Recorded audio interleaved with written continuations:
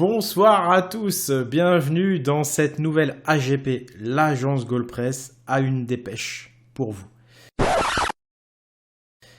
Il s'agit de la sortie de la suite de la fameuse série Viking. Cette suite s'appelle Viking Valhalla. Donc je vais y réagir parce que ça a fait beaucoup de bruit. Tous mes potes m'ont appelé. Il y a beaucoup de trucs à dire. Et je vais aussi réagir à la réaction de Psyodélique à ce sujet. Psyodélique, c'est un YouTuber, donc un confrère, un YouTuber très intéressant que je vous conseille d'aller voir. Et je vais vous montrer un extrait de sa réaction dans quelques instants. Donc Psyodélique a très justement repéré un mensonge, un gros mensonge historique dans la série, dans la suite, là, Viking Valhalla. C'est du wokisme, c'est-à-dire qu'ils ont mis la Jarl de Kattegat. Kattegat, c'est quand même mythique, hein, c'est pas rien.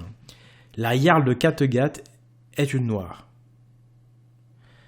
C'est-à-dire qu'ils ont créé... ils sont en train de nous faire gober qu'il y avait des vikings noirs. Donc, Psyodélique a décelé ce mensonge. C'est du wokisme. Alors, le wokisme, c'est une idéologie, une crypto-religion qui veut imposer le multiculturalisme et d'autres idéologies comme le féminisme ou le progressisme. Ils veulent l'imposer au détriment de la vérité. Et Psyodélique, ça, le repère bien et le dénonce bien. Mais mon cher ami Psyodélique, ce que tu n'as pas vu, c'est que tu t'es fait wokiser. Tu t'es fait wokiser quand même parce que, en fait, pour t'expliquer, ce mensonge-là que tu as vu, dans un siècle, je suis sûr, ou presque, que tes enfants, ils y croiront. Ils croiront à ces vikings noirs dans 100 ans. La majorité des gens, en tout cas. Malheureusement, parce que tu as cru dans un wokisme de fou qui s'appelle l'histoire officielle des Vikings, qui est du pur wokisme, qui est du pur mensonge idéologique, qui est de la pure religion en fait. L'histoire officielle sur les Vikings a déjà été wokisée, et ça tu ne l'as pas vu. Je m'adresse à toi avec beaucoup de respect évidemment. Je veux dire par là, quand je dis c'est toi, c'est tout le monde, le public. Tout le monde s'est fait avoir déjà par la première série Viking. Alors évidemment, tu as dû te dire, bon, ils ont exagéré un peu, ils n'ont pas complètement respecté l'histoire, mais bon, grosso modo, les Vikings, c'est ça, c'est des barbares pillards, machin. Bah non, mon ami, même là, il y a du wokisme. C'est pas du tout ce que tu crois, les Vikings. Et je vais rapidement après t'expliquer ce que c'était vraiment. Mais c'était pour te dire que le wokisme, en fait, il est très ancien. Et que ce qui nous paraît être des mensonges aujourd'hui, pour les générations futures, ça va devenir des vérités, malheureusement. Et le premier des wokismes, le proto-wokisme, ça a été donc de falsifier l'histoire pour déraciner les Occidentaux, mais bon, c'est valable pour les autres peuples aussi. Il se passe la même chose pour les autres peuples. On leur enlève leur histoire, on nous enlève à tous notre identité, notre héritage, nos valeurs, nos racines, pour pouvoir nous wokiser, pour pouvoir nous manipuler comme ils veulent. Donc si tu veux, si le wokisme aujourd'hui prospère, c'est grâce à un travail de sape très ancien qui a été la falsification de l'histoire. Donc, mon cher ami Psyodélique, que je respecte pas mal, j'allais dire beaucoup, après je le connais pas plus que ça, mais en tout cas je respecte ton travail. Je vais réagir, et en réagissant à cette série, je vais rapidement t'expliquer ce que c'était que ce proto-wokisme et ce que c'est vraiment qu'un viking. Et sache que les vikings, c'est au cœur de l'histoire de l'Occident, y compris des Serbes comme toi et des Slaves. Donc, je vais réagir, mais juste avant, pour ceux qui ne connaissent pas Psyodélique, je vous montre un extrait. Vous allez voir, c'est très intéressant. Je vous montre ça tout de suite. C'est parti. Viking Valhalla sur Netflix, la comtesse noire de Kattegat a-t-elle réellement existé? Et c'est un article assez intéressant, vous allez voir. Basé sur des faits historiques, Viking Valhalla raconte une version romancée des personnages nordiques mythiques. Parmi eux se trouve le Jarl Hakon, la comtesse de Kattegat. Et la comtesse de Kattegat a-t-elle réellement existé? Alors moi déjà, un premier truc que ça me fait penser au traitement qu'on avait fait sur Anne Boleyn, hein, la reine britannique qui a été... Voilà, donc je vous encourage à aller voir sa chaîne parce qu'elle est vraiment très intéressante, franchement. Et il traite de plein de sujets.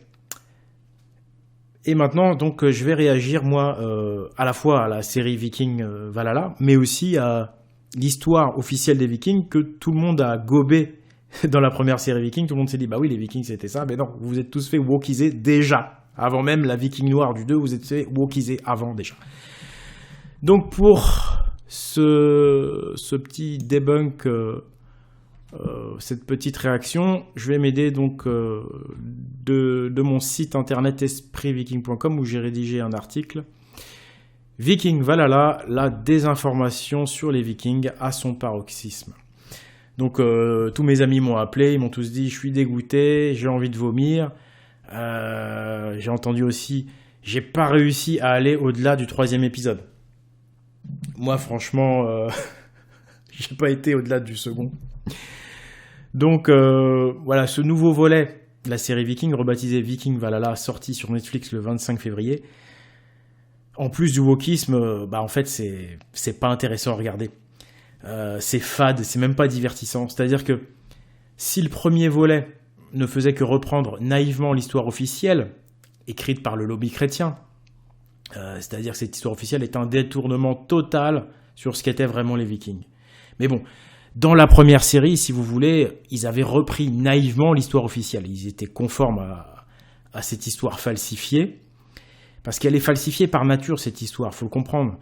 Déjà, elle a été écrite par des religieux chrétiens, qui étaient en guerre contre les Vikings. Donc, et aujourd'hui, ça n'a pas changé. On prend toujours les textes écrits il y a des siècles par des religieux. C'est eux qui font autorité pour écrire l'histoire officielle.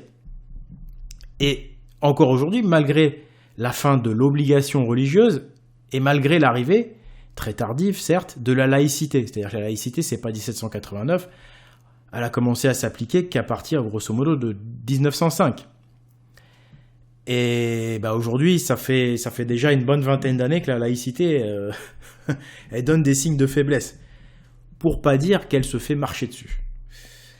Bref, les catholiques n'ont jamais cessé de faire autorité dans les universités.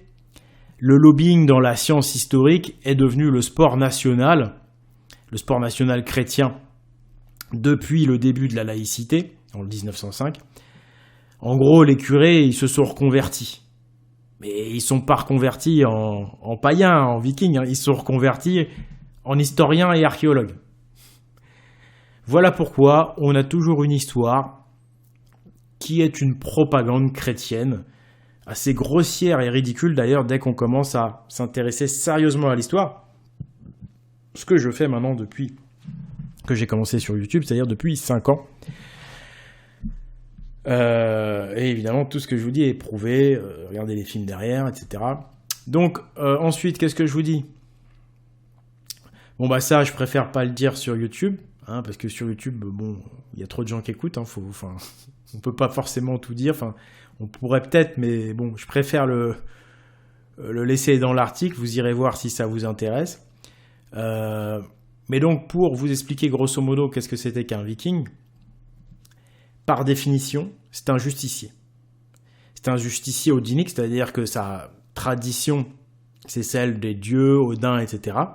Mais donc, c'est un païen par rapport à ça, d'un point de vue chrétien, puisqu'il est odinique. C'est un justicier, le viking, qui combat l'empire chrétien. Un empire qui convertissait de force ou déportait les récalcitrants. Les convertis devenant des serfs. Un serf, c'est une sorte d'esclave, light. Un viking, c'était donc un croisé odinique, en quelque sorte. Un croisé qui combattait les religions monothéistes inquisitrices. Inquisitrice, c'est-à-dire qu'elle faisait l'inquisition. C'est-à-dire, en gros, mon cher psychodélique, si par exemple demain, les wokistes font l'inquisition, et tu vas peut-être te faire torturer, et puis moi je vais peut-être finir brûlé sur un bûcher. En tous les cas, à l'époque, c'est comme ça que ça se passait. C'était ça l'Inquisition. Donc, ils combattaient, les Vikings, ces religions inquisitrices et esclavagistes. Oui, esclavagistes, parce que c'est comme ça, j'y peux rien, c'est l'histoire authentique. Et d'ailleurs, c'est pour ça que cette histoire authentique, elle nous est cachée. Parce que justement, elle gêne profondément les religions, cette vérité. C'est pour ça qu'on continue à nous cacher aujourd'hui. Donc le but des Vikings, c'était quoi? C'était de déchristianiser l'Europe occidentale, afin de rendre leur liberté et leurs droits aux serfs. Afin de détruire, et donc de faire des serfs des hommes libres, entre parenthèses, afin de détruire la traite des esclaves païens qui sévissaient en Germanie et dans les pays de l'Est, c'est-à-dire les Slaves. Comme toi, mon cher Psychodélique, tu es serbe, je te salue, j'ai un ami serbe, je sais un petit peu de quoi il a retourné là-bas, ou de quoi il retourne là-bas, les complications, et je comprends pourquoi tu es éveillé au wokisme, parce que c'est vrai que malheureusement, c'est bête à dire, mais des fois, il faut avoir eu le nez dans la merde pour être vigilant, quoi. Donc ces fameux Vikings, ce que je veux dire par là, c'est que ton histoire aussi a été complètement falsifiée et elle est aussi liée à la tradition païenne. Et donc en une certaine mesure aux Vikings, tu verras. Donc les Vikings étaient attendus par des résistants gaulois, parce qu'à l'époque c'était toujours la Gaule, les amis, au 8e, 9e siècle, c'était pas encore la France. Ils étaient accueillis par les résistants gaulois qui avaient été convertis de force, mais qui avaient préféré être convertis que déportés en esclavage, mais qui attendaient les Vikings et qui ont rejoint les Vikings lors de leur débarquement. Le débarquement viking, il est tout à fait comparable au débarquement américain de 1944. En fait, c'était une libération contre l'oppression totalitaire, contre la pensée unique. Et donc, dans la série, qu'est-ce qu'on peut remarquer de choquant? Alors effectivement, ça a été dit, il y a le wokisme de la Jarl de Kattegat, mais il y a aussi les fameux Vikings chrétiens. Voilà, c'est ici. On nous présente des Vikings chrétiens. Ça, c'est une contradiction totale, quoi. Je veux dire, c'est un non-sens. C'est comme dire, il y a des chrétiens païens. Enfin, je veux dire, ça ne peut pas exister puisque c'est une opposition.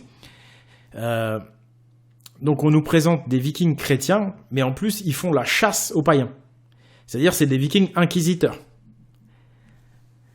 C'est n'importe quoi. C'est comme si on faisait une série qui se serait intitulée Chrétien Paradis, dans laquelle on aurait des chrétiens athées, dont le but serait de faire interdire le christianisme, et des chrétiens athées qui feraient la chasse aux chrétiens. Voilà. En gros, c'est ça. Parce qu'un viking qui chasse un viking, enfin, je veux dire, ça n'a aucun sens. Un viking, par définition, c'est quelqu'un qui a une religion. Même si c'est pas une religion monothéiste, c'est-à-dire que c'est quelque chose qui émancipe. C'est pas, en fait, c'est plutôt une tradition. C'est pas une religion, c'est une tradition qui émancipe, qui libère, tu vois, qui favorise les sociétés libres. Mais donc voilà, c'est un non-sens total. Des vikings chrétiens, c'est vraiment abusé de dire ça, quoi. Ça ne peut pas exister, quoi. C'est comme si je disais, ce sont des chrétiens odiniques. C'est complètement débile, en fait. Un viking, il est lié à sa foi, à Odin, aux déesses, etc.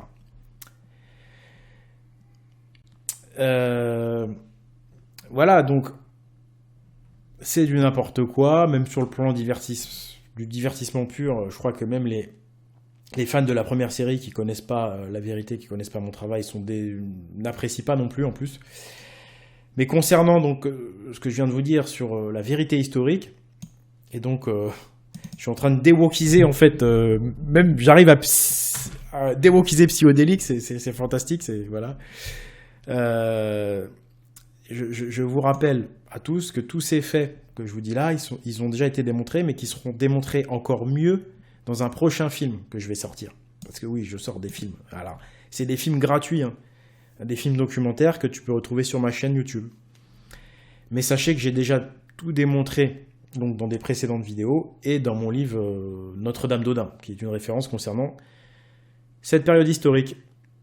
Et voilà, et si vous êtes pressé de savoir de quoi il retourne, allez regarder ce film, Templiers, Vikings et Cathédrale, qui est derrière moi. Non, là, attendez. Ah oui, là, voilà. C'est l'effet miroir. ce film-là, allez le regarder. Et puis après, vous pouvez regarder celui-là aussi, Jeanne d'Arc la Valkyrie. Vous allez voir, c'est basé sur de l'archéologie. Mais je voulais conclure cette AGP spéciale Viking Valhalla en revenant, en passant un petit message à Psyodélique. Comme je disais, j'ai un ami serbe et je sais qu'en Serbie, ça a été très très difficile et que ça l'est encore aujourd'hui à cause effectivement de la division ethnique qui règne dans le pays. Et c'est vrai que quand on voit que c'est ce qui est en train de se passer en France, ça fait peur, c'est bien dommage. Mais voilà. Sache que si tu es intéressé par l'histoire de la Serbie, bon, j'imagine que tu as quand même pas mal d'informations, mais j'ai effectivement des trucs intéressants qui pourraient te plaire. Et puis voilà, tu es un slave, hein, donc tu es un frère slave, hein, parce que tu sais que mes ancêtres, pas forcément les miens directs, mais en Gaule aussi, en Germanie, on a été déportés. Tous ceux qui voulaient pas se soumettre à la dictature chrétienne, ils ont été déportés en esclavage. Voilà, donc vous n'êtes pas les seuls, mais effectivement, les historiens ont préféré. Le mot slave, ça voulait dire esclave européen, en fait, esclave blanc, esclave païen. Donc tes ancêtres aussi, évidemment, étaient païens. Et sache que c'est une tradition donc bien supérieure aux religions monothéistes, tu verras. Et donc, ils ont préféré les wokistes, si tu veux. Ils ont préféré, enfin les proto-wokistes, ils ont préféré dire que les Slaves, c'était uniquement les gens des pays de l'Est, tu vois, pour pas mettre en éveil, face à une menace esclavagiste éventuelle, les Occidentaux, les Français, les Allemands, etc. On fait croire qu'on n'a jamais été esclave. Donc on a dit les Slaves, non, les Slaves, c'est complètement à l'Est, là-bas, là, c'est des pays où il n'y a pas trop de... Vous êtes des pays moins influents, c'est moins grave si eux, ils sont sur leur garde. On reparlera de ce côté être sur ses gardes grâce à la vérité historique. Se souvenir des heures sombres, c'est très important. Et nous, on n'a pas le droit de se souvenir de notre passé en Occident. Non, on n'a pas le droit. C'est bien dommage parce qu'on a une très belle histoire avec les Vikings au centre. Bah écoutez les amis, merci à tous. Voilà, c'était Oleg de Normandie pour la justice et la vérité. Si vous voulez suivre cet article en entier, c'est sur esprit-viking.com, mon site sur lequel maintenant je mets des articles de manière régulière, beaucoup plus régulière qu'avant, donc vous pouvez y aller régulièrement, c'est le cas de le dire. Et puis donc, merci de votre attention, merci à Psyodélique, merci à son public, merci à mon public. Allez découvrir sa chaîne aussi, elle est vraiment très intéressante. À la prochaine fois, au revoir.